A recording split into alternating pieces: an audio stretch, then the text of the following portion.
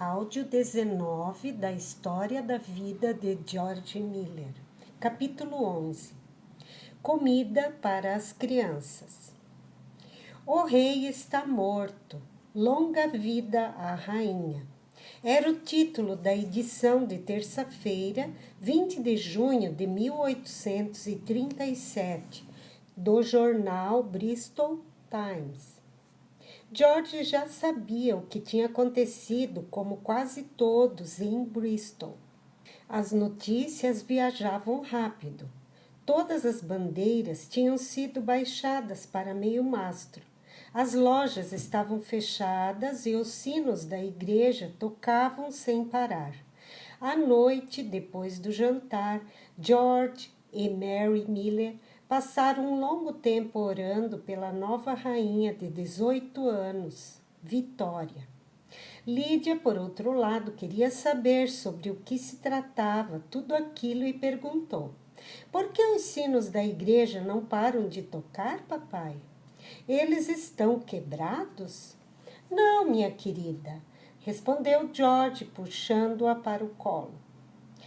O rei Guilherme IV morreu nesta manhã e muitas pessoas estão tristes.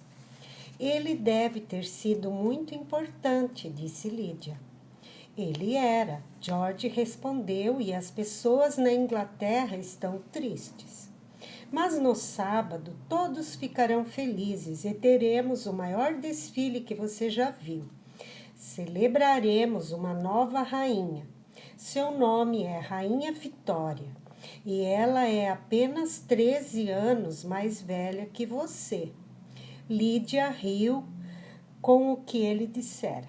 Naquele sábado, Lídia estava no desfile com os seus pais e cerca de 40 dos órfãos mais velhos. Todas as pessoas receberam uma bandeira para acenar enquanto observavam a longa procissão de prefeitos, magistrados e ministros passarem em suas carruagens. Após o desfile, George correu para casa.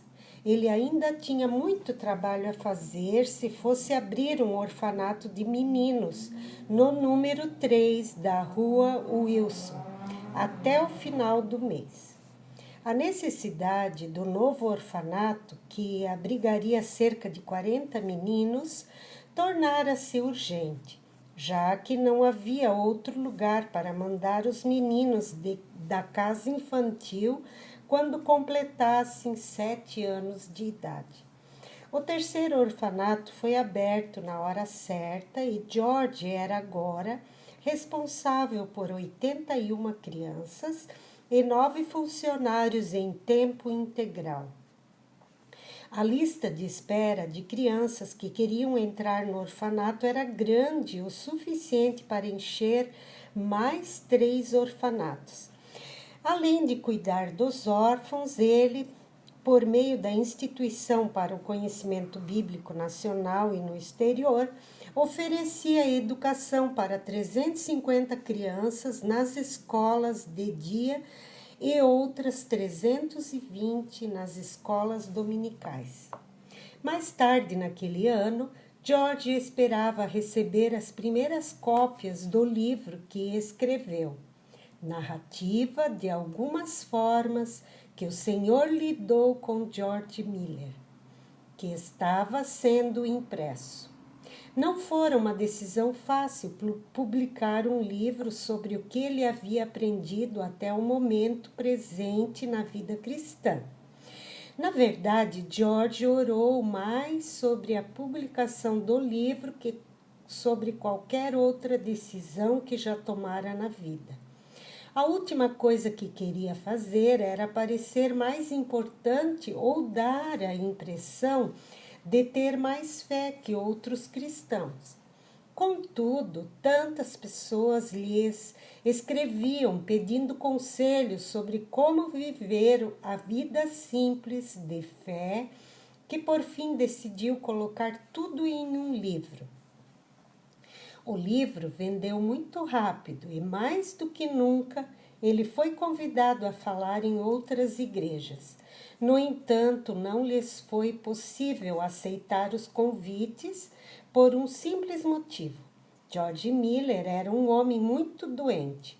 Sua saúde se deteriorara de novo e ele começou a sofrer de terríveis dores de cabeça. O único alívio temporário era amarrar um lenço muito bem apertado em torno da cabeça. Às vezes, ele era forçado a ficar deitado na cama durante vários dias. Nos meses seguintes, ele precisou passar muito tempo em outras partes do país, principalmente ficando com amigos no campo, tentando se recuperar. A tática funcionou um pouco. Em março de 1838, George decidiu voltar à Prússia para uma visita. Ele esperava que a mudança de ar fizesse bem e proporcionasse o alívio da cabeça. Também queria usar a viagem para incentivar os missionários alemães. Ele fez a viagem sozinho, deixando Mary na direção do orfanato, o que ela de fato já estivera fazendo na maior parte do ano anterior. George deixou a Inglaterra no dia 2 de abril de 1838. A viagem pelo Canal da Mancha foi difícil e rapidamente enjoo do mar se tornou uma adição à sua lista de doenças. Ainda assim, chegou com segurança em Hamburgo no dia 9 de abril e seguiu até Berlim, onde passou 10 dias reunido com os missionários. De Berlim, foi para Heimersleben para visitar o pai. O relacionamento dos dois agora era melhor do que no período em que George cursava a universidade em Halle. Johann Miller estava interessado em tudo que seu filho fazia na Inglaterra. Ele também queria saber como a jovem rainha Vitória estava progredindo. Afinal, a mãe da rainha era uma princesa alemã. Depois de um mês longe, enquanto George voltava a Bristol, ele percebeu que tivera razão sobre a mudança de ar. Ele se sentia muito melhor.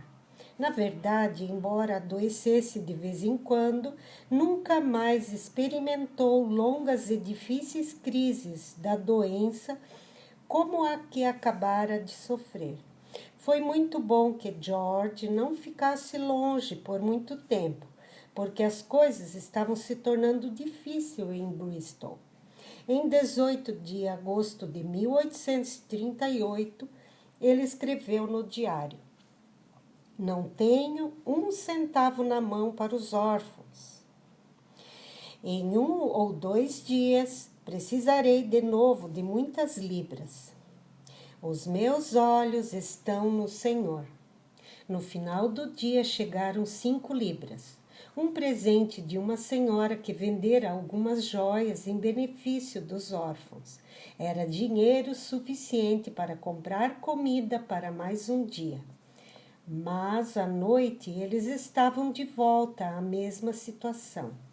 Em 20 de agosto, George recebeu outro donativo de 5 libras, também usado para comprar comida. No dia seguinte foram 12 libras e 3 libras no dia seguinte. Vezes sem conta, George fazia a contabilidade dos livros apenas para descobrir que os orfanatos não tinham um centavo para comida. Cada vez que orava, o dinheiro chegava no tempo exato. Dada a necessidade urgente, havia a tentação de usar outro dinheiro para resolver a situação, mas George se manteve firme. Em uma ocasião, um cheque de 220 libras chegou de um rico proprietário da região. A carta de apresentação com o cheque dizia que o dinheiro era para a Instituição de Conhecimento Bíblico Nacional e no exterior. George sabia que tudo o que ele tinha que fazer era perguntar se o dinheiro poderia ser usado para os órfãos e o rico proprietário da terra concordaria de imediato. Mas ele não perguntaria. Não queria nada com circunstâncias manipuladoras. Deus prometera prover para todos eles, e George continuaria orando e acreditando nisso. Não pegaria dinheiro que havia sido dado para uma destinação e o usaria para outra. Em uma outra oportunidade, George recebeu uma grande quantia em dinheiro de uma mulher que ele sabia estar endividada. Desde o dia em que se tornara cristão, ele odiava dívidas. Acreditava que se Deus pretendesse que alguém tivesse alguma coisa, proveria o dinheiro antes para a compra, e não depois. Por isso sabia que não poderia ficar com a doação da mulher. Embora ele não tivesse dinheiro suficiente para a comida no dia seguinte, enviou o dinheiro de volta e sugeriu à mulher usá-lo para pagar os credores. No dia seguinte, como sempre acontecia, chegou dinheiro suficiente para pagar os suprimentos diários dos orfanatos.